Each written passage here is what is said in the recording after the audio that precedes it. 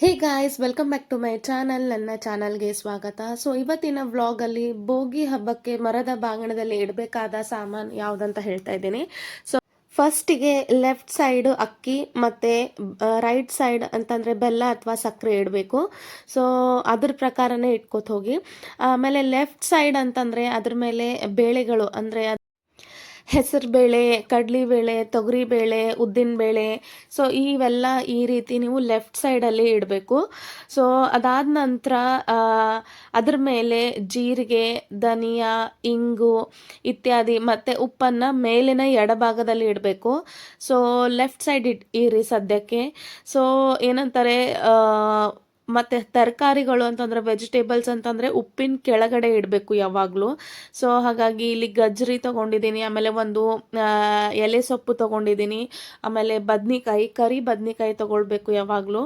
So ಬಾಗಿಣ ಕೊಡಬೇಕಾದ್ರೆ so ನಾನು ಈ ರೀತಿ ಪ್ಲಾಸ್ಟಿಕಲ್ಲಿ ಇಟ್ಟಿದ್ದೀನಿ. ಅವರೆಕಾಯಿ ಮತ್ತು ಏನಂತಾರೆ ಕುಂಬಳಕಾಯಿ, ಯೆಲ್ಲೋ ಕಲರ್ ಕುಂಬಳಕಾಯಿನ ಇಲ್ಲಿ ದಾನಕ್ಕೆ ಕೊಡಬೇಕು, ಅಂದರೆ ಬಾಗಿಣದಲ್ಲಿ ಇಟ್ಟು ಕೊಡೋದು, ವೈಟ್ ಕಲರ್ ಅಲ್ಲ. ಸೊ ಇವೆಲ್ಲ ಉಪ್ಪಿನ ಕೆಳಗಡೆ ಇಡಬೇಕು. ಇಲ್ಲಿ ಸೈಡಿಗೆ 2 ಕಬ್ಬನ್ನು ಇಟ್ಟಿದ್ದೀನಿ. ಆಮೇಲೆ ಹಣ್ಣುಗಳು ಅಂದರೆ ನಿಷೇಧವಾಗಿದ್ದನ್ನು ಬಿಟ್ಟು ಉಳ್ಕಿದ್ದೆಲ್ಲ ಹಣ್ಣುಗಳನ್ನು ನೀವು ಯಾವುದೇ ರೀತಿ ಹಣ್ಣನ್ನು ಇಡ್ಬೋದು. ಬಾರಿಕಾಯಿ, ಆಮೇಲೆ ಒಂದು ಹಾಲು, ಒಂದು ಮೊಸರು. ಹಾಲು ಸದ್ಯಕ್ಕಿಲ್ಲ, ಸೊ ಹಾಗಾಗಿ ಮೊಸರನ್ನ ಇಟ್ಟಿದ್ದೀನಿ.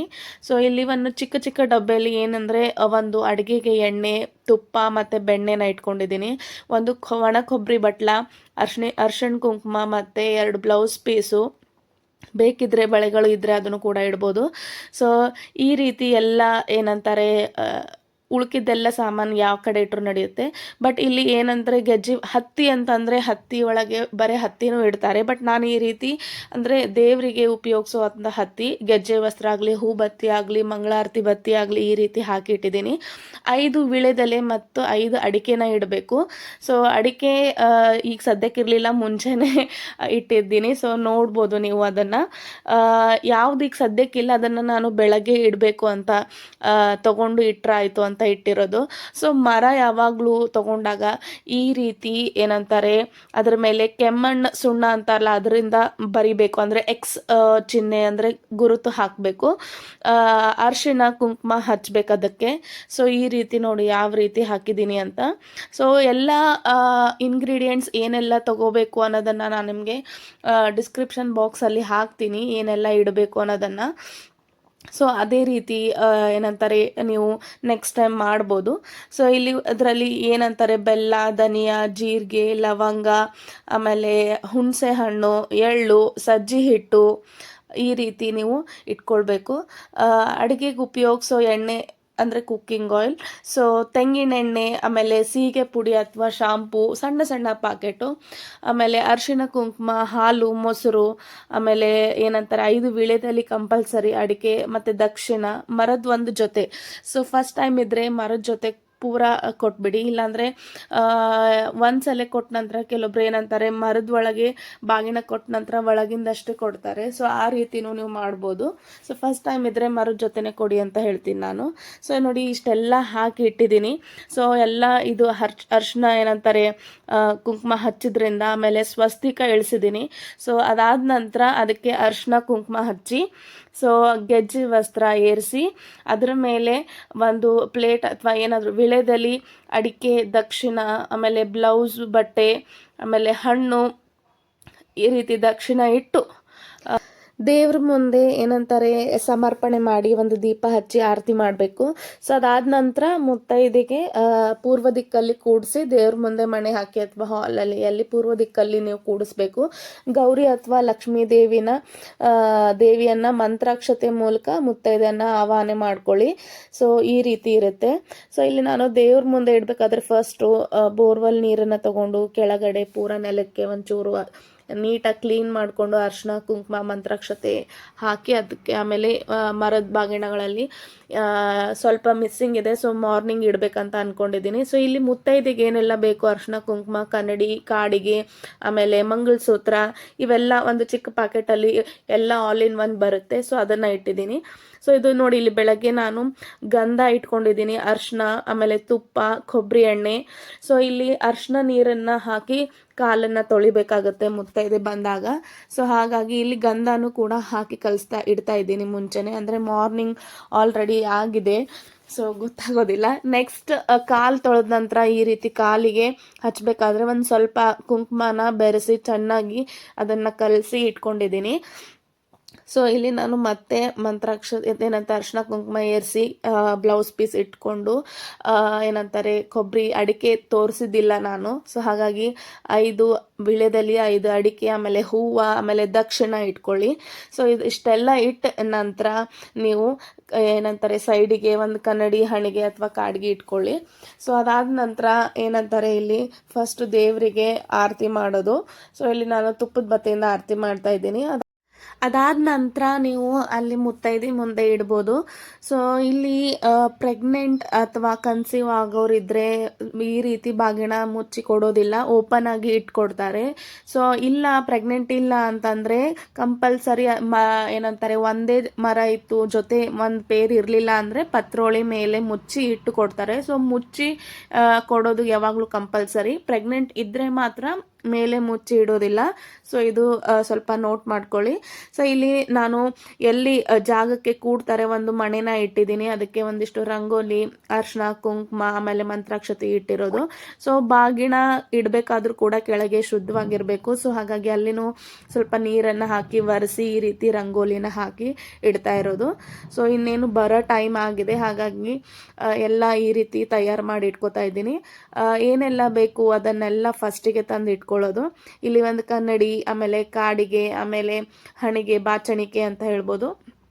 ಈ ರೀತಿ ಇಟ್ಕೊಂಡ ನಂತರ ಒಂದು ಪರಾತ್ ಅಥವಾ ನೀವು ಯಾವುದು ಏನಂತಾರೆ ಎಂಜಲ್ ಆಗಲಾರ್ದು ಪ್ಲೇಟ್ ಇರುತ್ತಲ್ಲ, ಸೊ ಅದರಲ್ಲಿ ನೀವು ಮುತ್ತೈದೆಗೆ ಕಾಲು ತೊಳಿಬೇಕಾಗುತ್ತೆ. ಸೊ ಹಾಗಾಗಿ ಅದಕ್ಕೆ ಒಂದು ಟ್ರೇ ಇತ್ತು. ಸೊ ಹಾಗಾಗಿ ಟ್ರೇ ಆದಮೇಲೆ ಬಟ್ಟೆ ಒರೆಸ್ಲಿಕ್ಕೆ ಇಟ್ಕೊಂಡಿದ್ದೀನಿ. ಸೊ ಈ ರೀತಿ ಎಲ್ಲ ಸೈಡ್ ಆದ ನಂತರ ಬಂದಿದ್ರು. ಸೊ ಇವರಿಗೆ ಏನೆಲ್ಲ ಮಾಡಬೇಕು ಅಂತಂದರೆ ಕೂಡಿಸಿದ ನಂತರ ಮುತ್ತೈದೆ ಕಾಲುಗಳನ್ನು ಅರಿಶಿಣ ಹಚ್ಚಿ ನೀರಿಂದ ತೊಳೆದು, ಆಮೇಲೆ ಕುಂಕುಮವನ್ನು ಏನಂತಾರೆ ಪೇಸ್ಟ್ ಅಂದರೆ ನೀರನ್ನು ಹಾಕಿ ಕಲಸಿದ್ವಲ್ಲ ಅದನ್ನು ಕಾಲಿಗೆ ಹಚ್ಚಿ ಆದಮೇಲೆ ಅರಿಶಿನ ಕುಂಕುಮನ ಕೊಡಬೇಕು ಹಚ್ಕೋಲಿಕ್ಕೆ. ಸೊ ಆದಮೇಲೆ ಗಂಧನ ಏನಂತಾರೆ ಹಚ್ಚಿ, ಸೊ ಗಂಧ ಇರಲಿಲ್ಲ ಅಂದರೆ ಆಪ್ಷನಲ್. ಆಮೇಲೆ ಮುತ್ತೈದಿಗೆ ಆಮೇಲೆ ತಲೆಗೆ ಎಣ್ಣೆ ಹಚ್ಚಬೇಕು. ಅದಾದ ನಂತರ ತಲೆ ಕೂದಲು ಬಾಚಿ, ಆಮೇಲೆ ಹೂವು ಕೊಡಿ, ಆಮೇಲೆ ಕಾಡಿಗೆ ಕೊಡಬೇಕು ಹಚ್ಕೋಲಿಕ್ಕೆ, ಕನ್ನಡಿಯನ್ನು ತೋರಿಸ್ಬೇಕು. ಸೊ ಎಲ್ಲ ಆದ ನಂತರ ಕನ್ನಡಿಯನ್ನು ನೋಡಿ ಅಂತ ಹೇಳಬೇಕು. ಆಮೇಲೆ ಅವ್ರ ಮುಖ ತೋರಿಸಿದ ನಂತರ ಆಮೇಲೆ ಮುಂದೆ ದೀಪವನ್ನು ಹಚ್ಚಿಡ್ಬೇಕು ಯಾವಾಗಲೂ ಬಾಗಿಣ ಪಕ್ಕದಲ್ಲಿ. ಸೊ ಎಲೆ, ಅಡಿಕೆ, ದಕ್ಷಿಣ, ಕಾಯಿ, ಹಣ್ಣು, ವಸ್ತ್ರಗಳನ್ನು ಇವೆಲ್ಲ ನೀವು ಮೇಲೆ ಇಟ್ಟಿರ್ತೀರಲ್ಲ ಅದನ್ನು ಒಂದು ಕೊಡ್ಕೋತ ಹೋಗಬೇಕು ಹೂವು ಆದ ನಂತರ.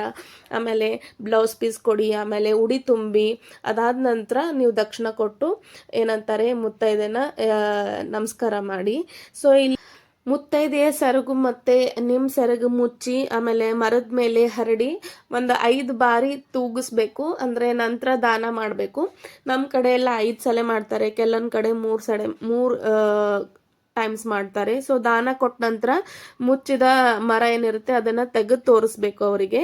ಸೊ ಏನಂತಾರೆ ಮರ ತೂಗಬೇಕಾದ್ರೆ ಏನಂತಾರೆ ಏನು ಹೇಳಬೇಕು ಅಂತ ಹೇಳ್ತಾರೆ ಯಾವಾಗಲೂ ಅಂತಂದರೆ ಮುತ್ತೈದಿ ದಾನ ತೆಗೆದುಕೋ ಅಂತ ಹೇಳಬೇಕು. ಸೊ ಯಾವಾಗ ನಾವು ಕೊಡಬೇಕಾದ್ರೆ ಸೊ ಯಾರು ತಗೋತಾರೆ ಅವ್ರು ಏನನ್ಬೇಕು ಮುತ್ತೈದೆ ದಾನ ಕೊಡು ಅಂತ ಹೇಳಬೇಕು.